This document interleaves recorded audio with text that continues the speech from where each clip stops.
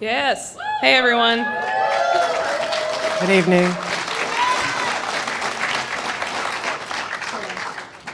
I'm Caroline Sinders. I'm Freddy Martinez. I'm a technologist and researcher.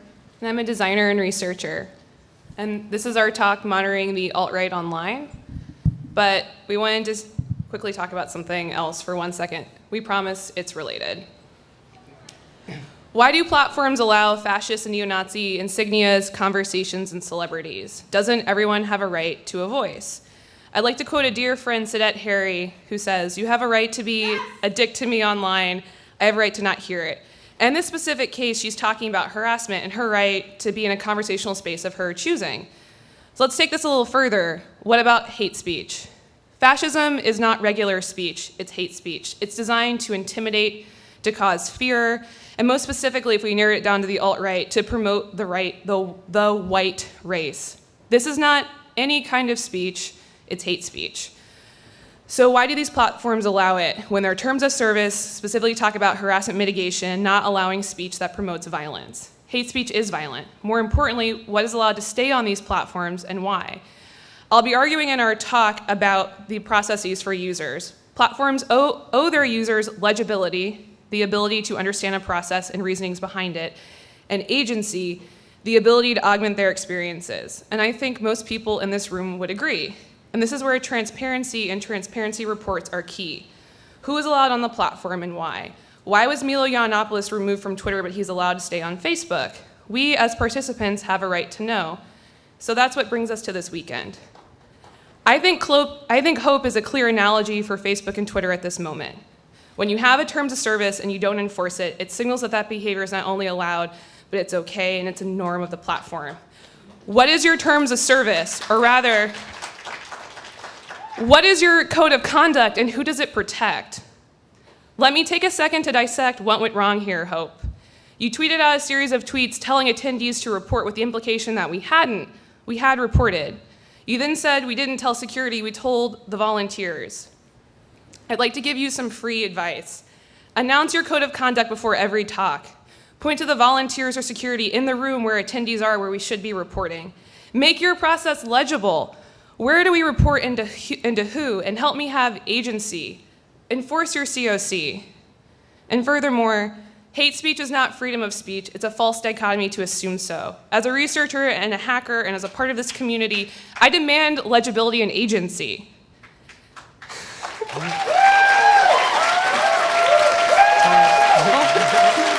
A little bit more. Tell me why alt-right attendees were not only allowed to attend with insignias designed to intimidate, that they themselves were allowed to disrupt talks and harass attendees. Hope organizers, who is your code of conduct for? Because I'm not sure it's for me. Show me where in your code of conduct they were allowed to stay and that we were allowed to be harassed.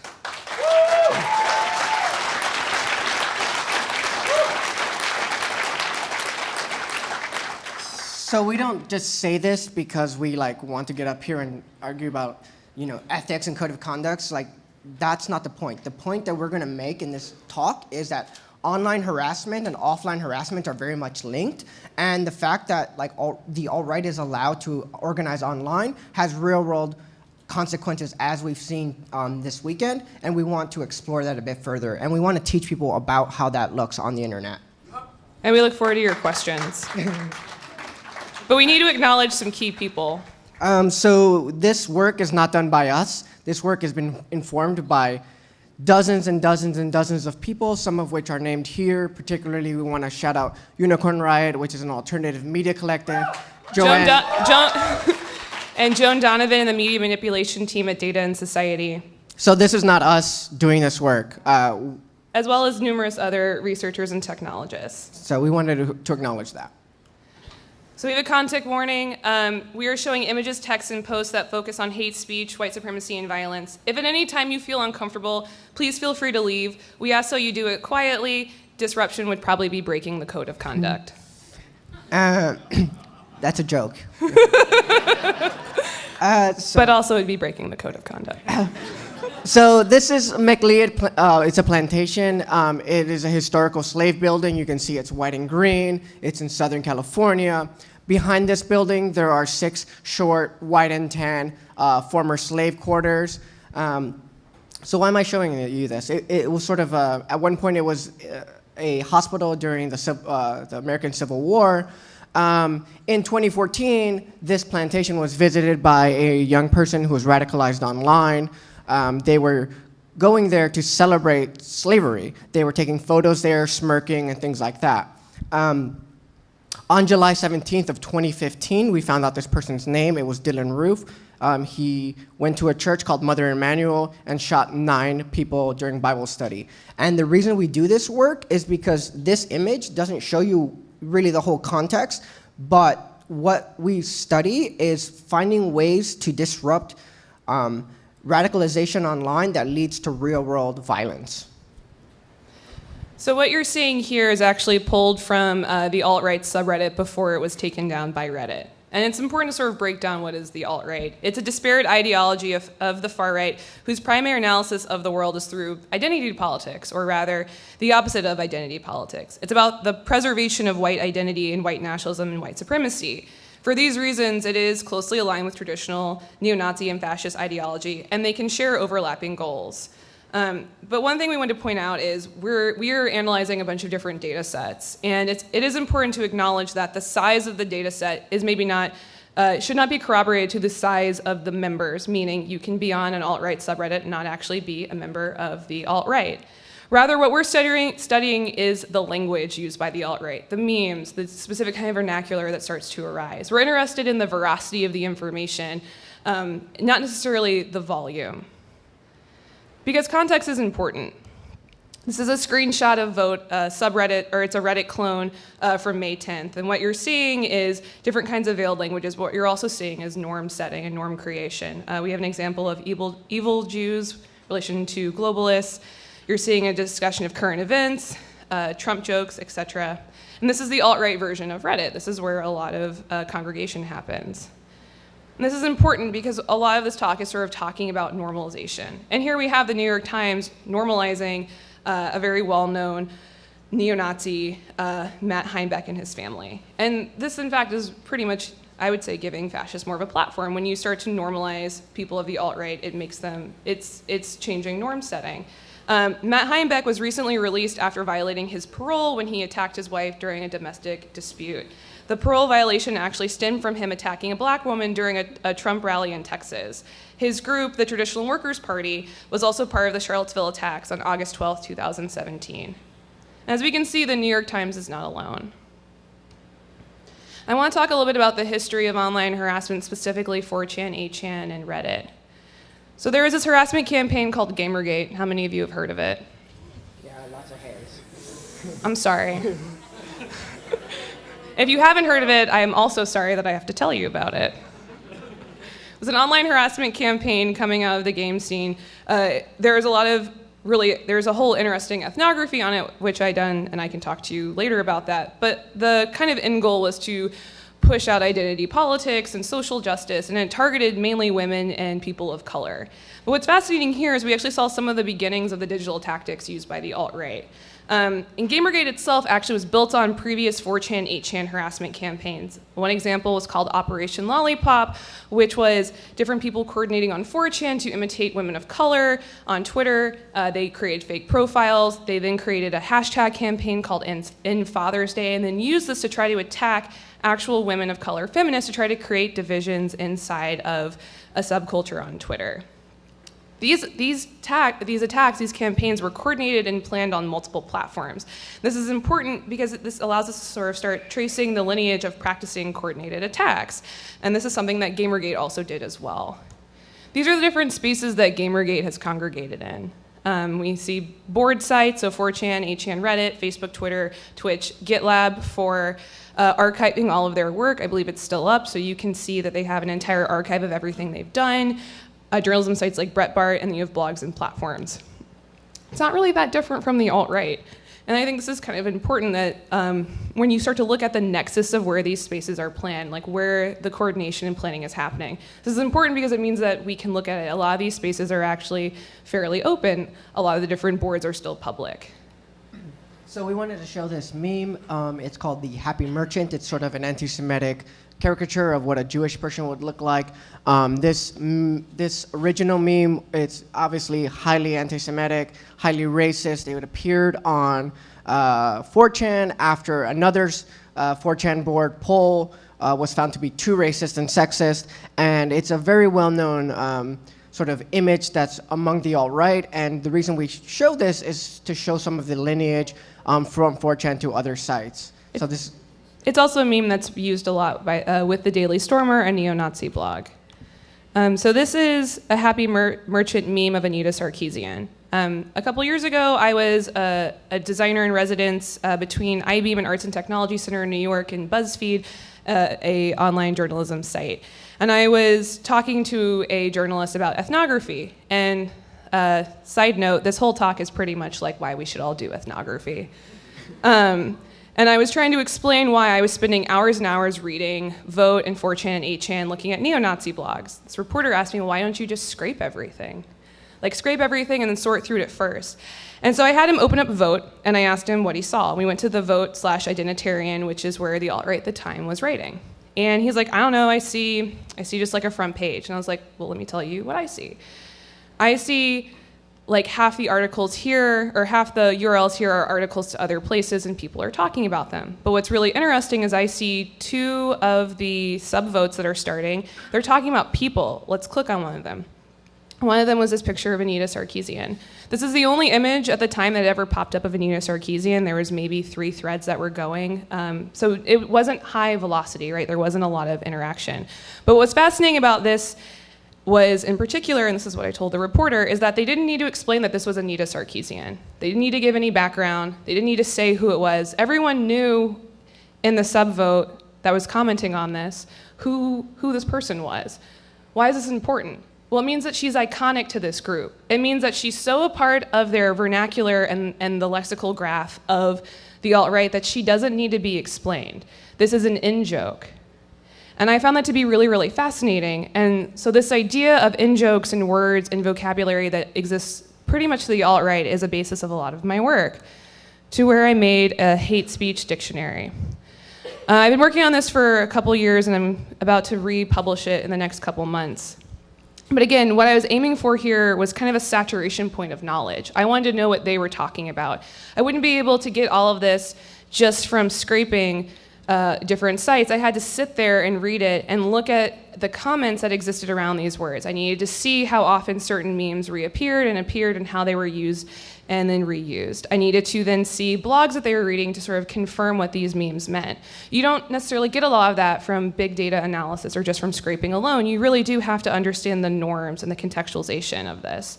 And what I was really aiming for is what Tricia Wang, an ethnographer, calls thick data, or insights drawn from the way that people actually talked, act, and interact. And Reddit is a great place to do this, to observe the norms of a community, with its upvoting, downvoting, threaded, comments, subreddits, and posts.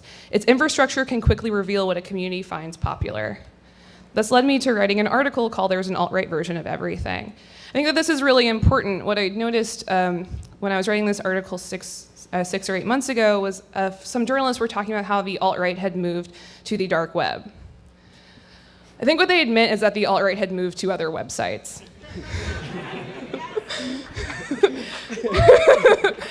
And I find that really fascinating because we in this room know that the dark web is a real place. It's a real thing. It's not unvisited websites. What other researchers were what actually was happening is that the alt-right's on the clear web, right? They're on the filter net, but they're just on websites that we don't go to. They're not on Patreon, they're on Hatreon. That's a real crowdsourcing website that they're on. They're not on Reddit, they're on Vote.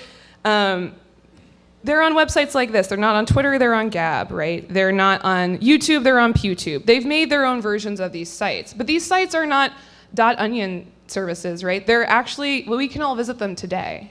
I think that's really important to point out. Please don't. So another thing that's happened on the internet is a lot of websites have started moving sort of neo-Nazi content offline. So GoDaddy, Cloudflare, other big providers that have been yelled at for years have started dropping this content. And this is really important to point out because this makes it harder for the alt-right to stay online, to stay in big public spaces. There's often an argument of, well, it'll force them to go other places.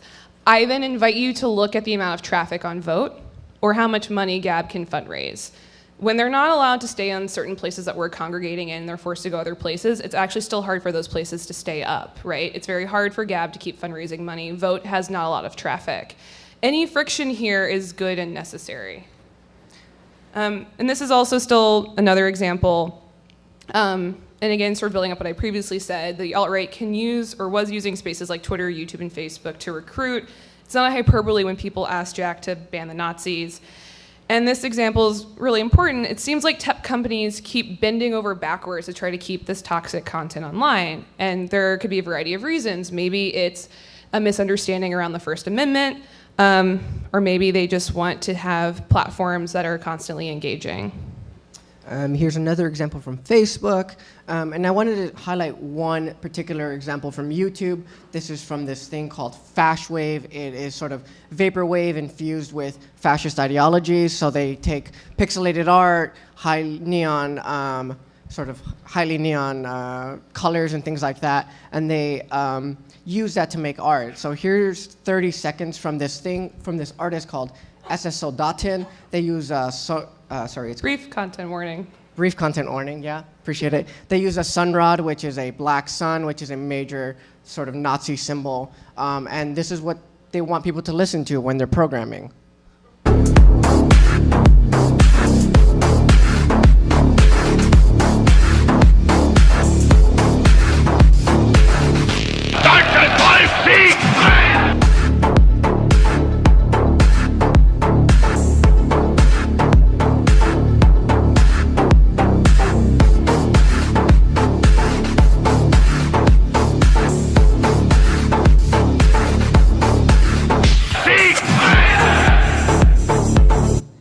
So that's what they want people to listen to. Another thing that the alt-right does is they look at current events. Here is a GIF of Mike Pence electrocuting queer people. This was their inside joke.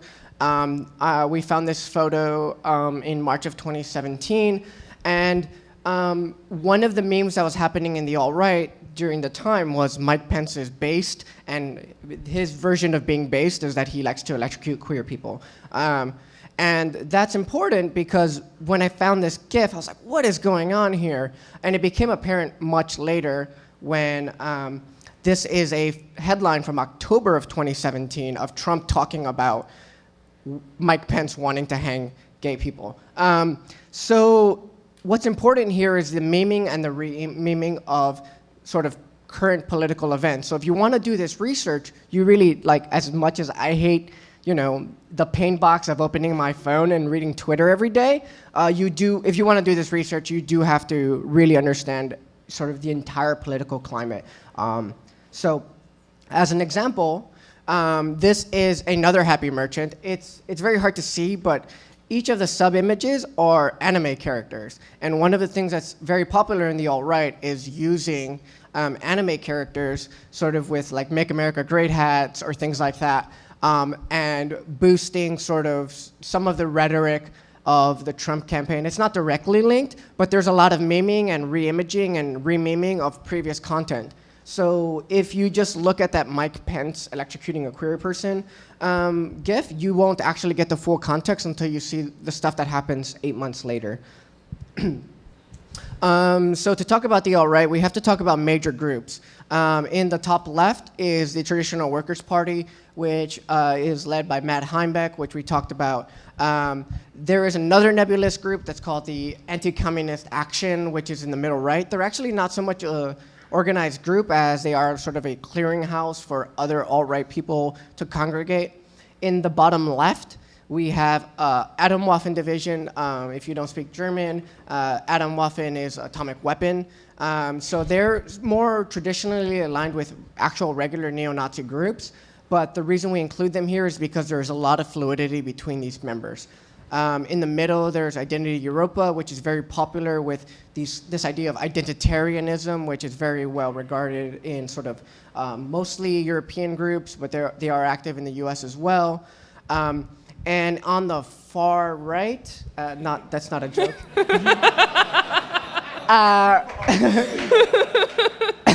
There's actually two groups. They actually splintered at one point. There's a Patriot Front, which is another young group of people, and Vanguard America, which is on the bottom right. So they're interesting to know about because they actually were part of a larger group that eventually split. So we have a brief content warning. This is showing violence from Charlottesville, specifically the car going into the crowd. So Vanguard America had one of their members marching with their shields during Charlottesville, attacking people, posting on alt-right social media accounts and text messages that the DOJ has recovered now, eventually driving their car through the crowd and killing Heather Heyer. So the reason we study this is because it might look like they're just online, but that's not the case. So again, as Freddy mentioned, offline violence, I think we can start to link it to online harassment. In February 2017, someone calling themselves Dr. Piss was passing around links in a server called Pony Power. We watched as they coordinated honeypots, talked about spearphishing and hacking people, and organized doxing campaigns. This is from September 2017 article by Michael Lee in The Intercept. And we wouldn't be at a hacker conference without talking about Bitcoin.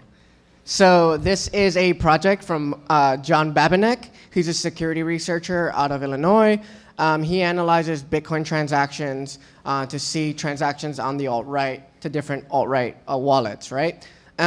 So what he does is he just scrapes the Bitcoin ledger and tweets about it. So why do Nazis like Bitcoin? They like it because they've been locked out of the traditional money markets. They can't get through a credit card processor, so they go to Coinbase or something like that. They love it because it's anonymous and largely unregulated, and a lot of their assets are tied up in lawsuits, so they actually can't move a lot of their money around. The reason we love Bitcoin is because everything is public, it's not anonymous.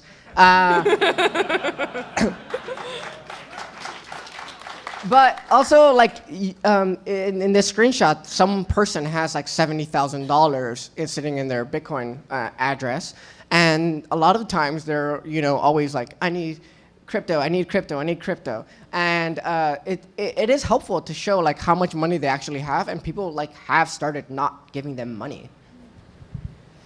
So this is showing someone sending $14 and 88 Bitcoin to Andrew Anglin. Andrew Anglin is the founder of Stormfront, or the Daily Stormer, which is a major forum for the alt-right and white supremacists.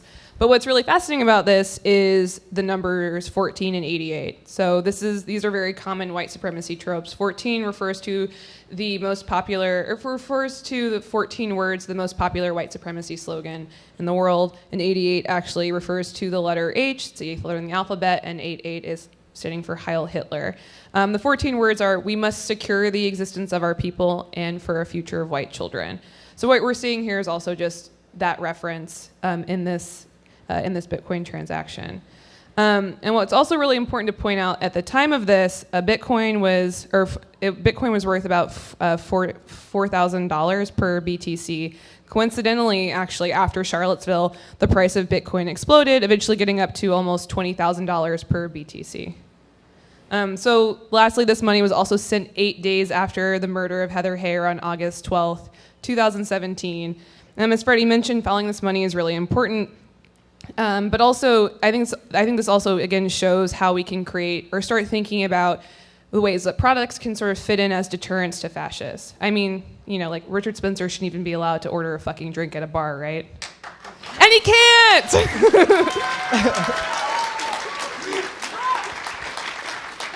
And this is exactly what happened here. His credit card was declined while ordering a single bourbon, and he was promptly banned for life from that bar. And what's interesting about this one is that the bartender was or the manager was I wouldn't do that to anyone, but it's fucking Richard Spencer. Get the fuck out of here. So yeah, but following the money, another thing that you can do is Venmo's transactions are public by default. So here's another person organizing out of Charlottesville who is getting money or is at least friends with Nathan D'Amigo, who is one of the head people of Identity Europa. So we can follow their money around as they like say like, yo, gas money. That's really helpful. Sorry. Yeah. So another thing that we've been monitoring is the use of this book, Siege. So for people that don't know, Siege is a major neo-Nazi book by this guy, James Mason. The entire idea of Siege is that one of the ideas is creating insurrection through, they want to ferment a race war, and the way that you do that is committing random acts of violence against, undesirables, as they call it. This book has been linked to at least, this book is very popular, and in fact is the book you have to read if you want to become a part of Atomwaffen Division. And they have been linked to at least 5 murders. They are very well regarded in the alt-right, so even though they are maybe outside of the alt-right, there is a lot of fluidity in these groups. So like, even though they've committed 5 murders, and even one of their members was arrested with like nuclear material, they are still regarded in a high regard. Please don't transition yet. So one of the ways that we understand how Atomwaffen Division and TWP and all of these groups communicate is by reading their chat logs, and that's exactly what we've done. We've done this through a thing that we call the Discord leaks.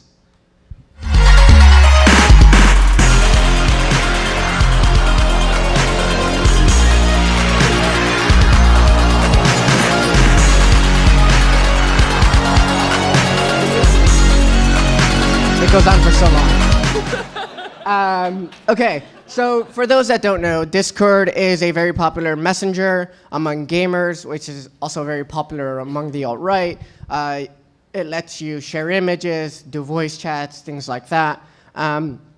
So we were able to embed ourselves with to do analysis with Unicorn Riot, which is an alternative media collective, and also embed ourselves with the Discord leaks developers. So there are a group of developers that are taking the data that's scraped from Discord and making it available to the public.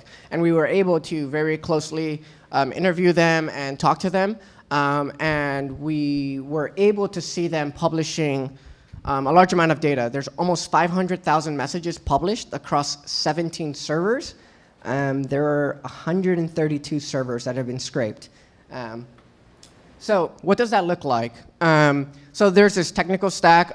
There's the DevOps team, which makes and builds packages and distributes their code through Debian packages. There is an AWS stack where everything is run in Docker containers, because of course. There's a Redis caching server for queries. It turns out that Discord leaks is very popular. Even the FBI likes to hit it. There's an Nginx routing layer, there's a Python Flask web app, and there's a Postgres container that does materialized views because it's very popular. So what does this actually look like? There is displaying the data. There is linking to individual data. So on the far right where you can see view, you can click and see the individual messages and the context around it. You can do a rudimentary search. You can also see people's display names. So like you can see Thomas Ryan of Patriot Front talking to Rama OK. And our scrape data was actually only had the user ID, or sorry, there was a string of integers that corresponded to the user ID. So there was actually some really complicated reverse engineering of the Discord algorithms to figure out how to do this. So it's also important to point out that what we're looking at here is actually data. These conversations are a form of data. But when we talk about data, again, it's not analyzing necessarily the size of the data set. We're thinking about the Discord leaks as like a neo-Nazi corpus that we could like use machine learning to analyze harassment. But in fact, we're actually fine-tooth combing through all of the different links and different conversations to see what is being talked about, to try to understand future violence that's actively being planned. And we're trying to also look for major trends. So this person here, Machine Smitter, who asks, how does doxing work? They found out. The Machine Smitters here actually is good friends with this other person named Hussar, who they traveled together to run security for Richard Spencer at an event in Michigan. So we saw them coordinating rides and stuff like that together. So we saw that they were good friends. And so we were interested in this person, Hussar, right? Because they're posting photos of their gun. There was leaked audio of them, joking about getting raided by the ATF, and that's exactly what happened. But he was also talking about hanging a federal judge. He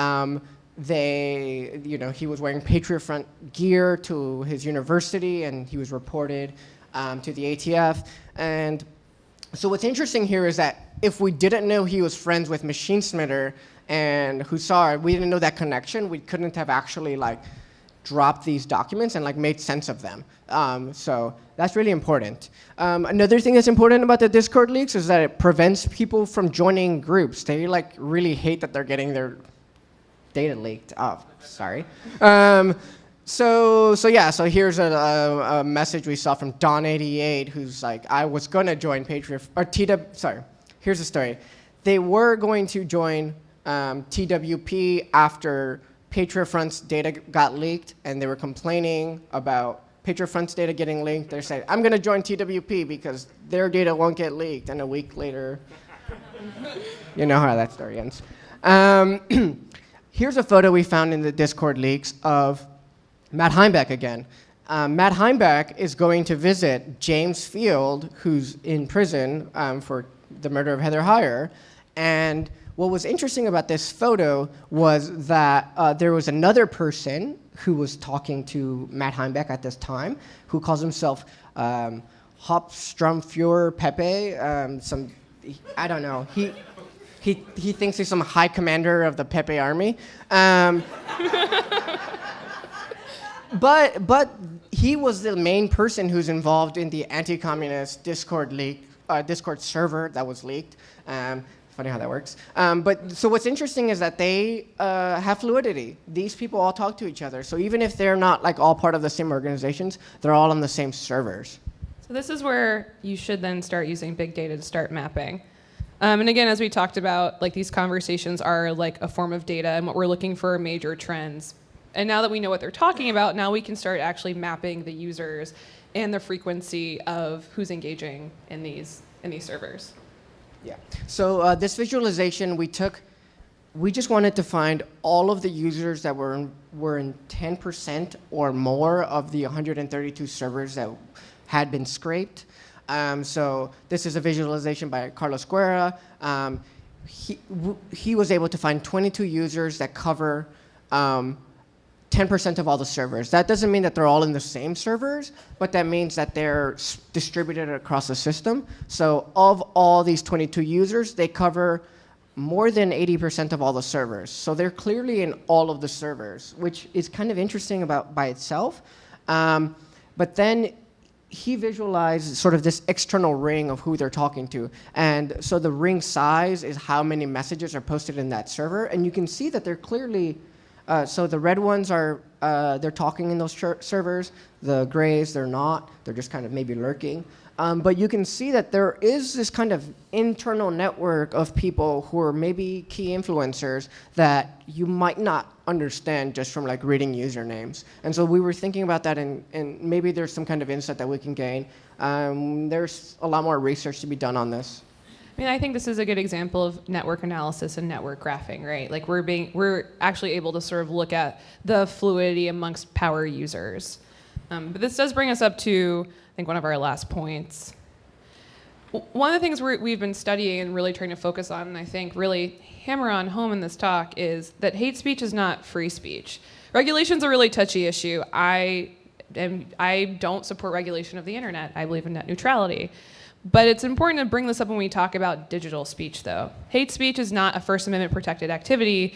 We can create norms, create terms of service, and codes of conduct. And this is important to sort of look at and analyze.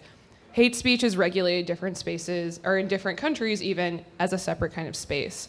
And it's important to bring this up that if we're going to talk about what does a free and open internet look like, that means we actually have to think about equality and how do we create equality, but then more importantly, how do we preserve equality? In this case, we're talking about norm setting, we're talking about feedback, and we're talking about the kinds of language we want to have in spaces.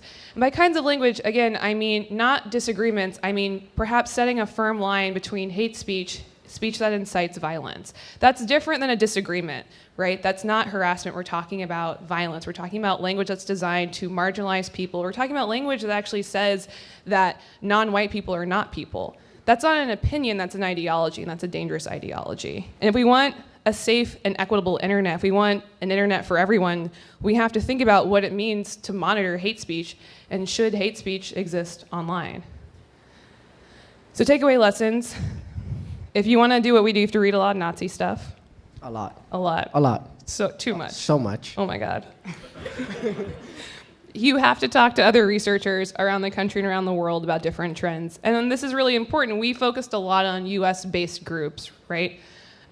There are different kinds of political ideological groups that are similar to the United States, but that do slightly different things in other parts of the world. So you need to engage with other researchers already doing this. And you need to learn so deeply about internet culture and sweet, sweet memes and trends in popular culture, because you see this remixed and referenced and mixed again and re-referenced in all of their conversations. So if you want to know what they're talking about, if you want to avoid what Joan Donovan and her team pointed out yesterday with news hacking and source hacking, i.e. Like falsely created information that's designed as like plants to confuse journalists and researchers, you also need to know what the authentic content is. And you need to see how they're engaging with authentic content, where it's spread, and how long it exists inside of a space. I think the Anita Sarkeesian example is really important because Gamergate started in 2014 and it is 2018, and that image is still being referenced. Questions. We'll take your questions as long as they're questions. Not statements. Or statements phrased as questions. Thank you.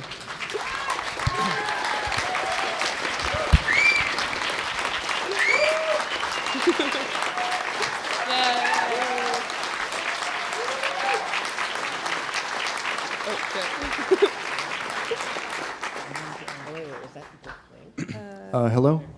No. I wanted to ask on behalf of what do you believe, what do you think about the mischaracterization of folks who may be labeled as neo-Nazis or those of the far right in general? Like an example being Mark Meechan, who made a joke, whom he obviously doesn't believe in, say, gassing the Jews, but he just made the joke about his dog doing a Nazi salute because he wanted to make his dog do something awful because his girlfriend kept taking annoying videos of his dog doing absurd stuff that he never found funny. So to do something that wasn't funny, he decided to do that, and he faced among the utmost public defamation and even a court settlement, which he wanted to win. Is your question what happens with edge cases? Basically, my question is, what is your take on people being mislabeled? So edge cases. They happen, and that's unfortunate, right? And I think this is one of the spaces where I think this is where deep research is important. Did people go back through and look at perhaps all of his tweets? Did they go and analyze the context of it? I think this is where contextual research is really important. I think most researchers in the room would agree with that. I think perhaps that case is more of an example of media and society sort of reacting or looking for a story. But I also want to highlight that you are giving one edge case. Yes. And that doesn't happen all the time. And I think when we have these conversations around if X equals Y, sometimes they don't equal that, right? Edge cases happen. They do, but that's not evocative of every kind of action that can occur. And we see this kind of argument frequently when we're discussing online harassment. If someone says one thing, it could be another. I appreciate the question, but I think it is important to highlight that context is important, and that is also an edge case.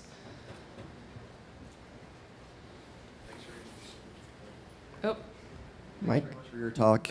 It's great to hear, well, some of what's going on, and it's great to hear some of what shouldn't be going on.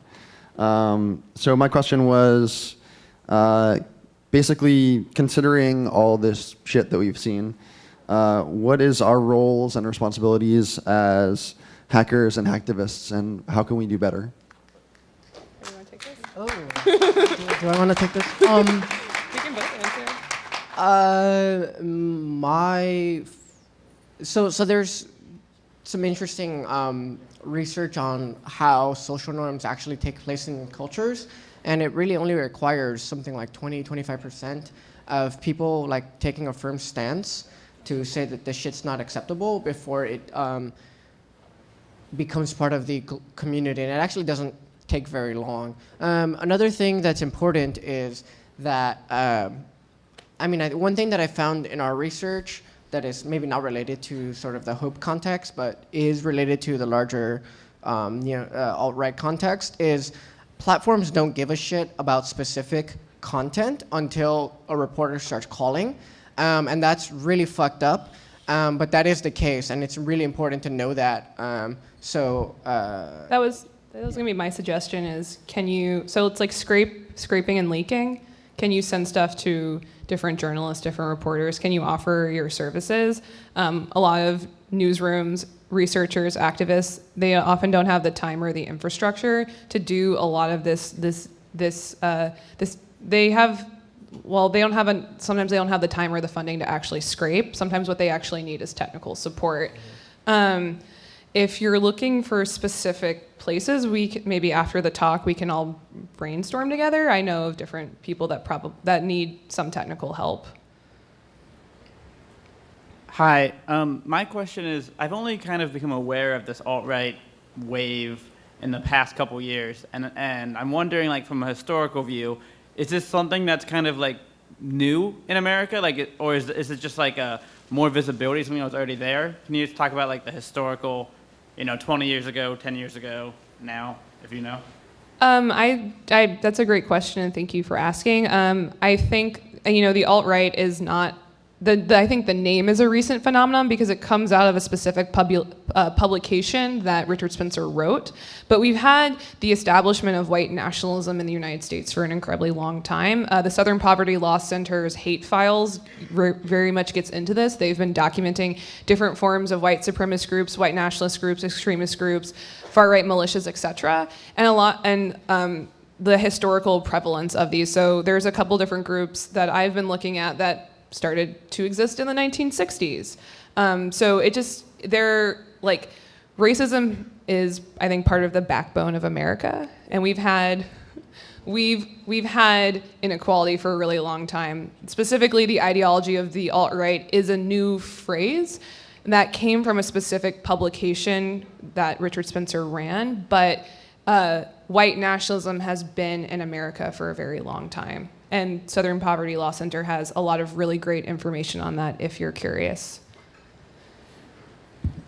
I sort of have two questions. They're brief, but one is I see a push and pull between the idea of trying not to have a lot of people gathering in these online spaces to then commit violence, but also since you guys can study what has been going on when they are congregating in a way that you have access to. So if you see a push and pull there's a little bit of preference to allow them so that we can understand what's going on instead of them being completely dark and in what we otherwise support, which is encrypted communications, so they can follow that. And then the second part is if you've seen a lot of sabotage campaigns of like trying to flood with bad data, like people trying to make groups and then, hey, go do this thing at this place, but then it doesn't exist. And I don't know if that, I heard one or two instances of that, and if that is something that could happen a lot. I'm going to answer the first one. I'm going to quote Chelsea Manning that information wants to leak. And I think that's really important. Information spreads, but I think there's always been private spaces that different alt-right groups have congregated in. There's probably plenty of SMS messages that we're not privy to. But when you're organizing a large group and you're using software as the way to organize, if you're using the internet, like digital infrastructure, part of that will always be public because you're trying to organize a large group. And I think this is where Gamergate is a great use case. They would actively archive and create lists of certain things because they had to disseminate information to many people and at specific times. And that's why like there was this congregation inside of Reddit. That's why I think you see the alt-right on Discord or Gab. And those are somewhat semi-closed spaces, but even still, like that information gets out. So I think I'm not so much worried about if we keep pushing them out, they'll go completely underground. One, historically, a lot of white nationalist groups, they're not necessarily underground. They are very public. They host panels and talks and forums, and they fundraise, and they take money, and they write publications. And I think we see this also a lot in the alt-right.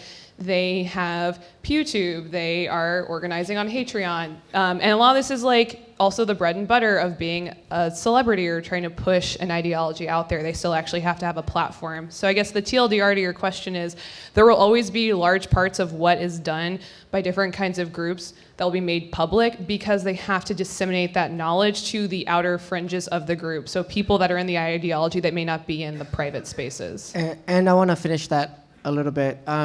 The reason that Discord is such a good place for information is that it's sort of, again, semi-public, but they still need to be talking to each other. And I didn't get to this, but one of the reasons that they cannot stop the leaks is because they're always trying to, no one can see that slide. There was a joke. Doesn't matter. There we go. One of the reasons that Discord is so important, and one of the reasons that the alt-right can't spike with bad data, is because they always need to be recruiting new members, and they always need to be sort of getting new faces in. And so they'll never be able to stop the leaks. And even if they want to do disinformation campaigns, which they do, at some point they have to spill the real shit online, and that's why Discord is actually like one of these nice target-rich environments. If it's helpful to think about how you would inform everyone in this room of something. Like we all wouldn't fit into one signal channel. So you'd probably tell certain people and you'd play a game of telephone, and then at some point someone would decide to make something public. And that's, I think, a good metaphor to think about how information spreads inside of groups where they have varying forms of private and non-private communication. So we have time for maybe two more questions. All right. Two short questions. We're going to count that as one. Okay.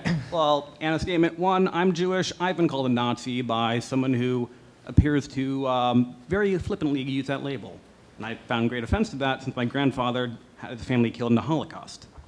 Two, have you heard of an individual called Joshua Goldberg, a troll who both had an alt-right persona and wrote for Jezebel, calling out his alt-right persona, although he pretended to be two different people. His goal was essentially to inflame the entire conflict to make each side go at each other's throats. Yeah. Have you heard of Joshua Goldberg? Yes. All right.